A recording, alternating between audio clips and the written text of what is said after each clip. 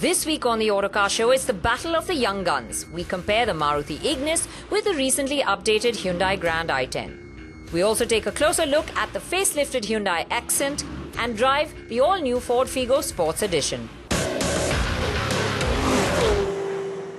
Well, the compact car segment is seeing action early on this year. First, we saw Maruti Suzuki launch the Ignis, which drew a lot of attention with its quirky styling, both positive and negative. And now we're seeing Hyundai up the ante, giving their hot seller, the Grand i10, a refresh. Well, the Ignis would like to claim to be completely different from this by virtue of its crossover styling, but it does squarely fall into the price bracket of the Grand i10 and they're bound to be compared. So we thought we'd pit the two together, and of course we're taking our favorite Ignis, the petrol manual, and putting it against its competitor. Let's see which one comes out ahead.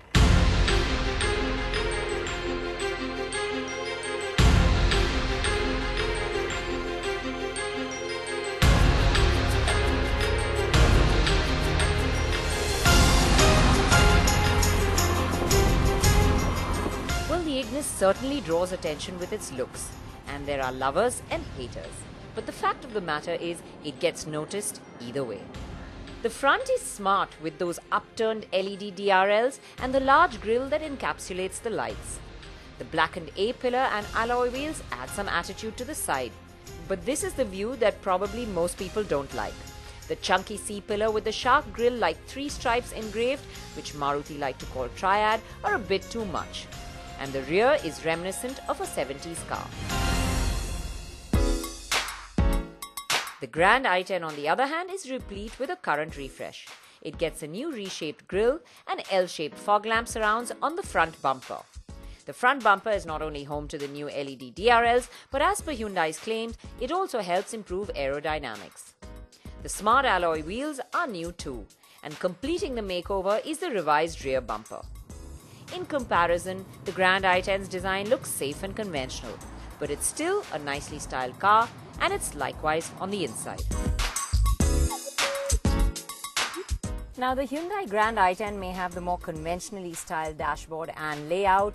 Of course, the dual-tone coloring and contours add to its appeal. Still, it extends quite far into the cabin. The fact that the gear lever sits in the center of the console and quite high up makes it feel a lot more closed in than the Ignis does. Still, you do get everything that you want here, whether it's storage space, which is ample all around the cabin, the touchscreen infotainment system, and of course, it comes feature-packed too. But what's really great on the Grand i10 is the quality and the fit and the finish. All the plastics feel rich, they feel premium, and they make you feel that you're sitting in a car a level above.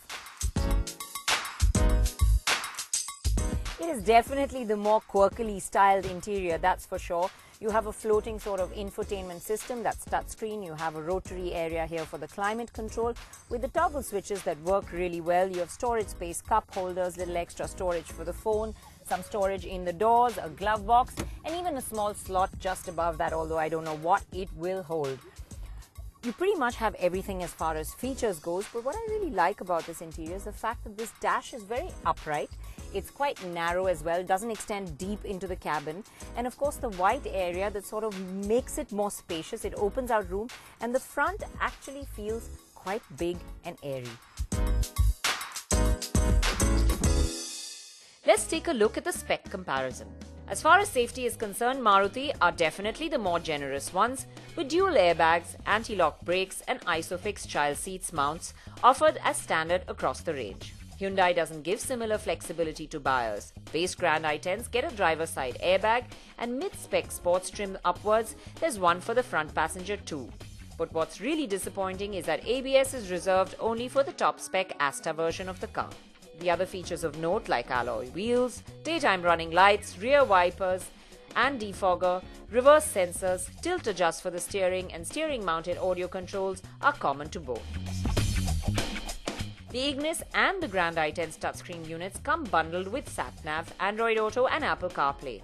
But where the Maruti screen is better in terms of readability, the Hyundai's unit is more responsive to touch inputs. Both cars have similar boot capacity, but in the Grand i10, the wheels intrude into the well a little bit more than the Ignis, making the Ignis the more practical boot overall. Now the front seat of the Ignis may be more comfortable as far as the seat cushioning goes, but the rear seat of the Grand i10 is actually the better one.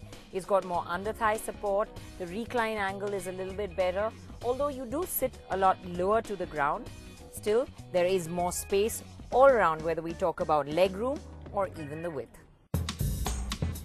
The Grand i10 is also the only one to get a dedicated aircon vent at the rear, which is a boon in our climate. The Ignis, on the other hand, has a very upright backrest, and visibility for taller passengers isn't too good, with them having to crouch to get a view out of the front windscreen. Well, let's turn our attention to the spec sheet now to see what powers these two. Both cars have power plants with identical capacity and power. They come with 1.2-litre units that churn out 83 bhp. Now, while Maruti promises a 20.89 km per litre average, the Hyundai has also improved its efficiency and now promises 19.77 km per litre. But before we get into the performance, let's see how they feel from behind the wheel. Now, the first thing you notice when you get into the Ignis is that the ergonomics are so much better, especially the pedals. In the Grand i10, they're really high up. So it's a bit awkward, especially when you need to use them a lot in traffic conditions. Here in the Ignis, it's perfectly comfortable. It's easy to switch between the pedals. And the clutch is also nice and light and easy. The seats themselves are well cushioned and comfortable. The base is nice and wide. And in fact, it's actually the perfect length. Whereas in the Grand i10, I found it a little bit long, the squab. And everything else also falls to hand really easily. The gear lever falls to hand. Steering position is nice. So actually the Ignis feels a lot easier to drive and is the one that it's much quicker to get into a comfortable driving position. That's not to say that the Grand i10 is uncomfortable. It's just that the Ignis is easier to spend long hours in, cutting through traffic.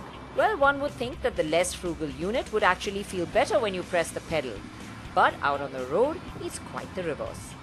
This engine just breathes so easily. It has a nice strong mid-range, which is what makes it so easy to drive in our traffic conditions. You really don't need to use the gears too much at all. Just gentle dabs on the accelerator, draw responses.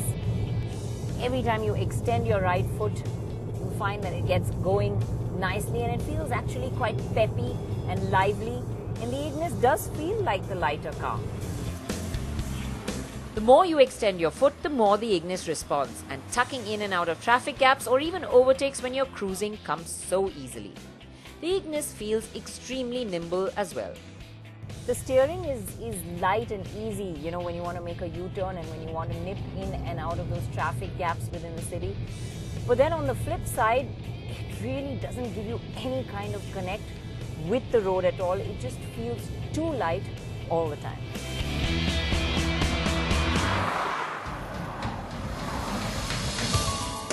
The steering on the Grand i10 definitely has more weight to it, and it gives you a far more connected feel to the road. At higher speeds, it makes you feel more stable, more planted, and it definitely gives you the better sense of security as well. The i10 feels the more planted and stable car of the two, especially as you go a little quicker. However, as far as performance goes, though it gets off the line nicely, power flattens out really quickly. And as you press down on the pedal harder to extract power, the revs rise, making it quite noisy too. Luckily, the Grand i10 is the better insulated of both the cars, so overall it shuts out sounds better. The flatter power delivery in the Grand i10 also highlights the flaws in its gearbox. Now you do have to work the gears a lot more in the Grand i10, and when you do, you realize that this gearbox is not as sort of smooth and slick as the Ignis. It feels a little bit notchier, but on its own it's not too bad. It's still quite easy to use. Where the Grand i10 does score over the Ignis is in ride quality. The ride quality of the Grand i10 actually feels the better of the two, especially at low speeds. It's got that softer, more pliant edge that smooths out the bumps and potholes a lot better. As you pick up the pace, because it is softer sprung, there is a little bit more movement, but still overall, it is a good ride quality.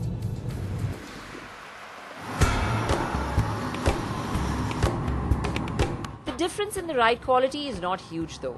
The Ignis does have the firmer ride, but it's not an uncomfortable one at any time, and really not a deal breaker. What does make or break a deal sometimes is price. So let's take a look at how much value both offer.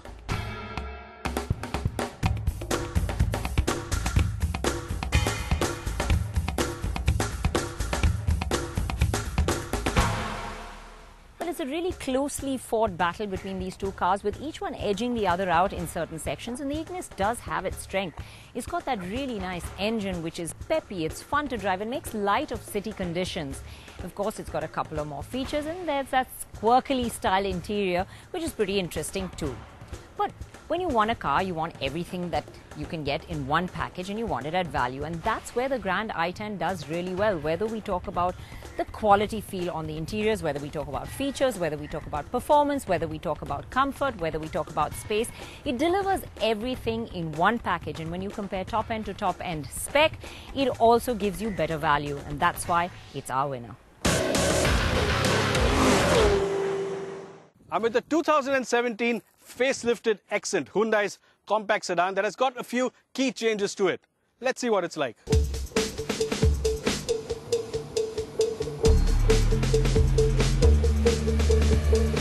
For starters, let's take a quick look at the new design. The big change, of course, is that it looks very different from the Grand i10, especially when you look at it head-on. The new nose is bold and in your face, and that big cascading grille really does stand out.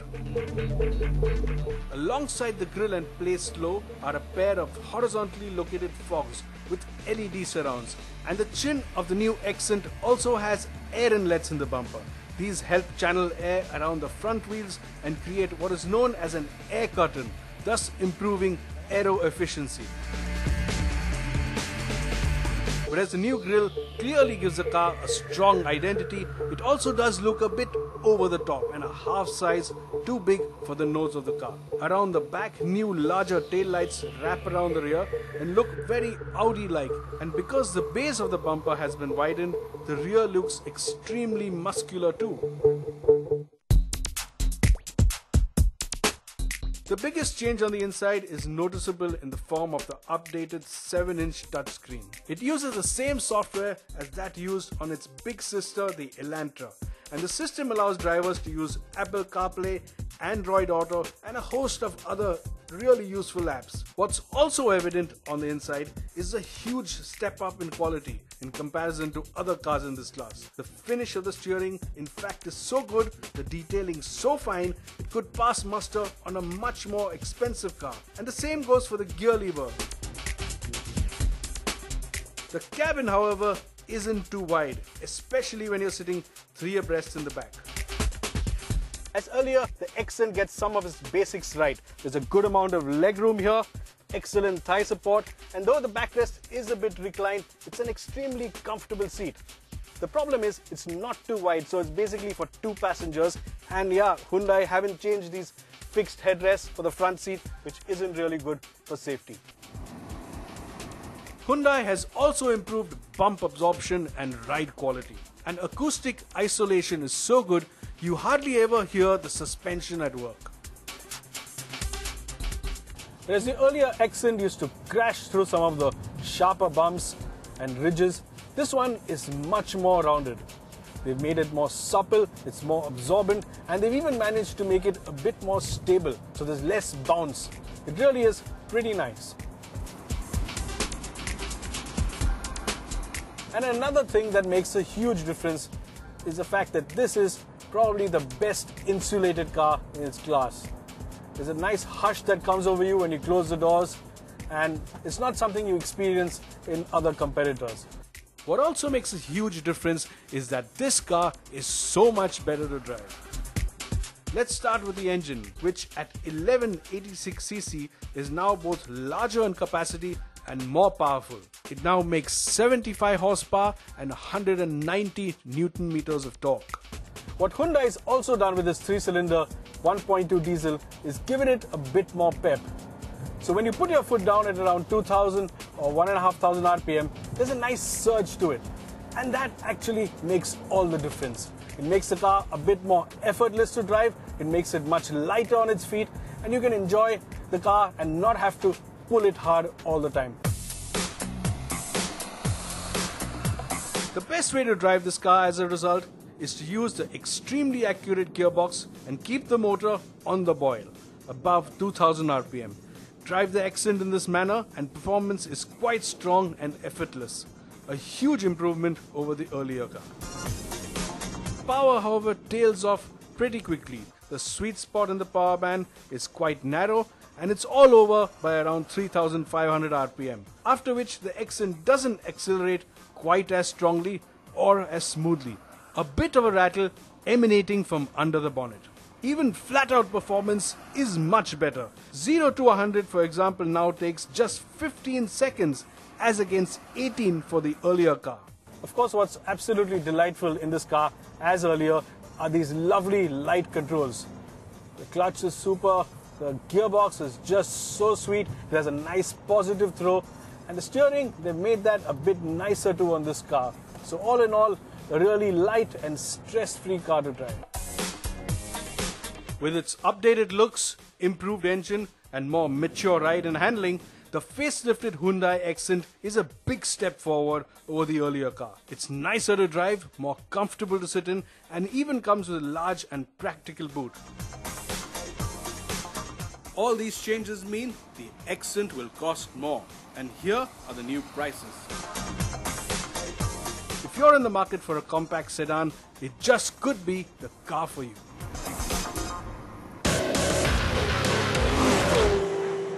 Hot day, cool car. Good afternoon from a blistering hot run of Kutch. With me today is the Ford Figo Sport Edition. Now, Ford says this is the sporty version of the Figo, which so far we frankly thought was missing a bit of Ford's magic in its dynamics department. How good is the car and does it live up to expectations? I have a few hours with it to find out.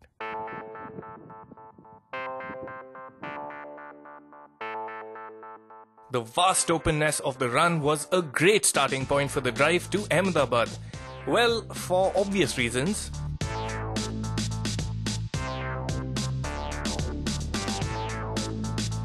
But the real serious driving started when we were back on tarmac. Straight up, let's get to the juicy bits of the Figo Sports Edition. The Sports Edition primarily differs from the standard Figo in its suspension.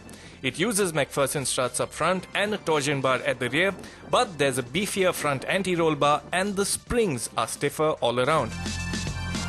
As a fan of the legendary Fiesta S and the last-gen Fiesta, I was itching to feel the difference.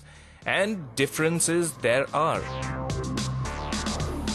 Turn-in is sharper, grip levels are even better than the normal Figo, and Ford has also dialed in a bit of mischief into the setup. Chuck the Figo into a corner and the tail will step out a wee bit. It's enough to excite you, but not enough to scare you. And what of the steering? Sorry to burst your bubble, but it's not as good as the older Fords. There is a bit of slackness at the straight ahead position, but there is more weight than the standard Figo. More heft at the steering would have been nicer, but Ford engineers involved with the transformation told us the goal was to make the car more involving to drive without compromising everyday ease of use. So it's not as hardcore as the Fiesta S was, but there are benefits. One of the highlights of the Figo Sport Edition has got to be ride comfort. Ford has managed to find a very nice compromise between ride comfort and a sporty setup. What this is the best of both worlds. So you can attack corners and body movements are well controlled. There is some amount of roll, but you can live with it. And on the rough stuff, the Figo is rather pliant. Helping ride comfort, grip levels and even steering feel are the Meteor 195/55 section tires on the larger 15-inch rims. Ford hasn't made any other mechanical changes as such, and like the standard Figo, the Sports Edition cars are offered with an 88 HP 1.2-litre petrol engine and a 100 HP 1.5-litre diesel.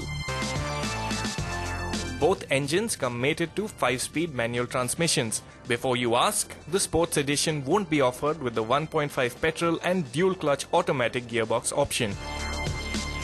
I sampled the diesel, which is an engine I've always liked. The Figo's 1.5 litre diesel engine is a fine example of